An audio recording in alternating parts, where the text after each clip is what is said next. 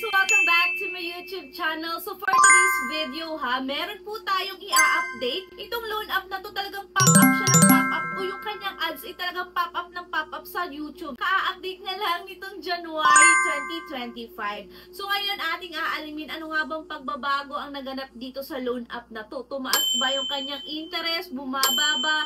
Kamusta ba yung kanyang loan term? Worth it bang utangan? Legit ba? Ito nga po palang loan app na to ay si Prema Loan. Marami na po sa inyo ang may kilala dito kay Prema Loans. And upon checking guys sa SEC website, so andun po siya. Ibig sabihin guys, legit po itong si Prema Loan. Pero tandaan nyo guys na hindi lahat ng loan app na makikita po sa SEC website is okay utangan o magandang utangan. So andyan pa rin guys yung iba na hindi talaga kagandahan yung kanilang service na ino-offer. Pero bago tayo magpatuloy guys, baka gusto niyo pong sumali sa ating giveaway. So dito po sa video natin, mamimili po ako ng 1 lucky winner at mananalo ng 100 pesos. And hindi lang yun guys, kasi meron din po tayong pag-grand GCash giveaway at pwede kayong manalo ng 1,000 pesos. So isa lang po ang mananalo ngayon for the month of February. Kaya guys, ano pang iniintay nyo? Ang kailangan nyo lang gawin is mag-subscribe dito sa ating YouTube channel,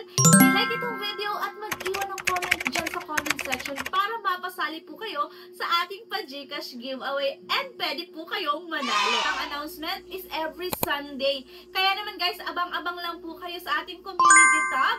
And ang atin naman pong announcement para sa pag-grand GCash giveaway is on last Sunday of this month of February. Kaya nako guys, huwag nyo nang palampasin at malay nyo manalo kayo, diba? So ayan, advance congratulations agad sa'yo.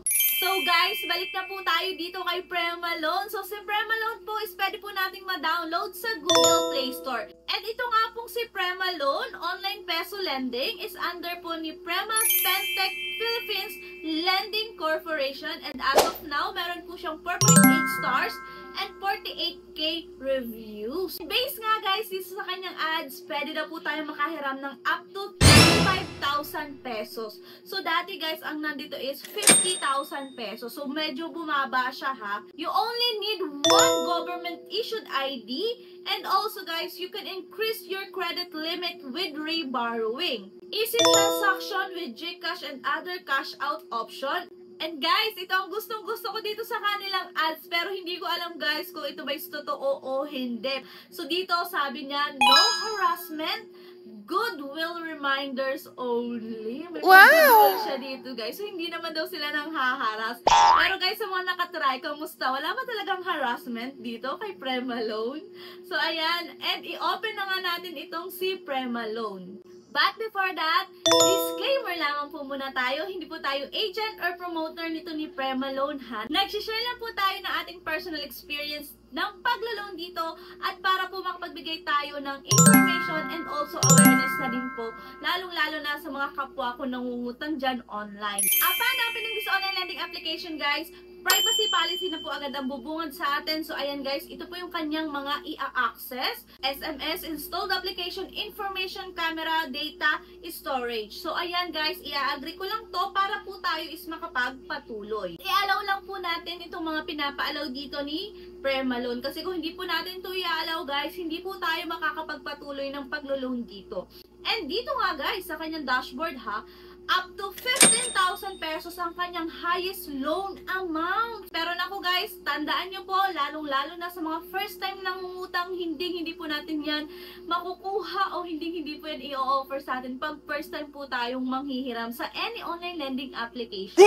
Para po makapag-login, kailangan lang po natin ilagay dito ang ating active phone number and click get verification code and click login. And guys, take note ka po pala ha, may account na ako dito dati kay Prema Loan kasi na-review ko na siya dati. So ayan, hindi na po ako mag-provide o hindi na ako mag-fill up ng mga information dito. Kalimitan lang naman guys, ang mga pinifill upan natin dito is basic information, income information or work information, contact references, and identity information, and bank card information. So alam naman na natin yan, diba guys? And dito na tayo mag-focus sa kanyang loan offer sa akin. Ang remaining available credit ko daw po is 1,000 pesos. So yun lang guys yung offer sa akin. 1,000 pesos, ha? Naku, ang baba namang masyado, diba? Pero naku guys, tingnan natin yung kanyang loan summary o yung kanyang loan details. Ating alamin kung buo ko bang matatanggap itong 1,000 pesos kung igagrab ko tong offer nila sa akin. Narito na guys tayo sa exciting part. So, andito na guys yung loan details. And guys, sad to say ha, yung net proceed ko lang po is 650 pesos. What? Sa 1,000 guys, ha, 650 lang yung i-disburse sa akin o yung matatanggap ko lang. Kasi binawas na agad dito yung kanyang service fee na 350 pesos. So, huwag kayong mag-i-expect dito na buo yung matatanggap itong offer ni Prema Loan ha.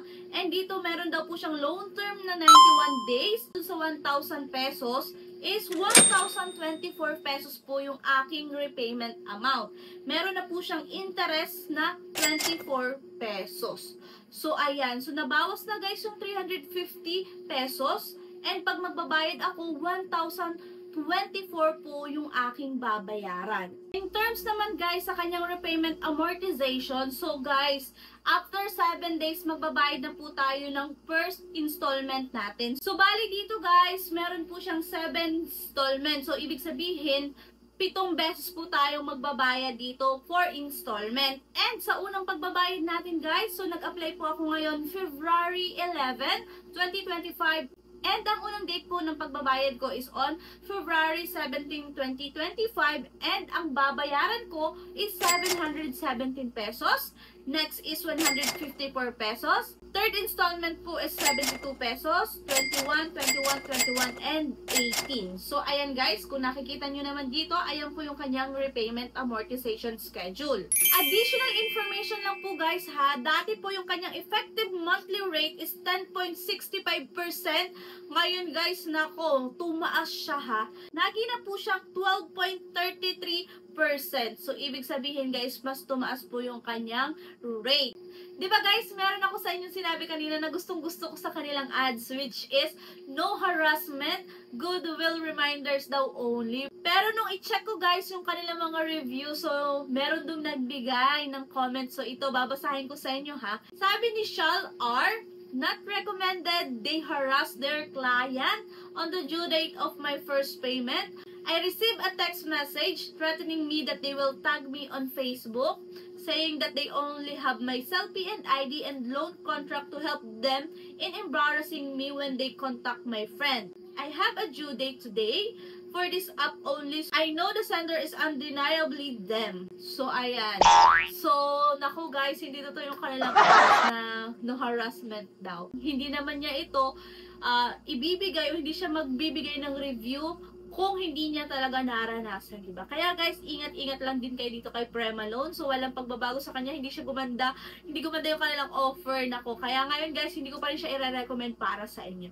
So, sana guys, nabigyan ko po kayo ng information about dito kay Prema Loan. And kung hindi ka pa nakasubscribe sa ating YouTube channel, mag-subscribe ka na. I-like na itong video at mag-iwan na ng comment dyan sa comment section. So, yun lang. Babay na po muna. Thank you for watching and see you on my next vlog. Bye!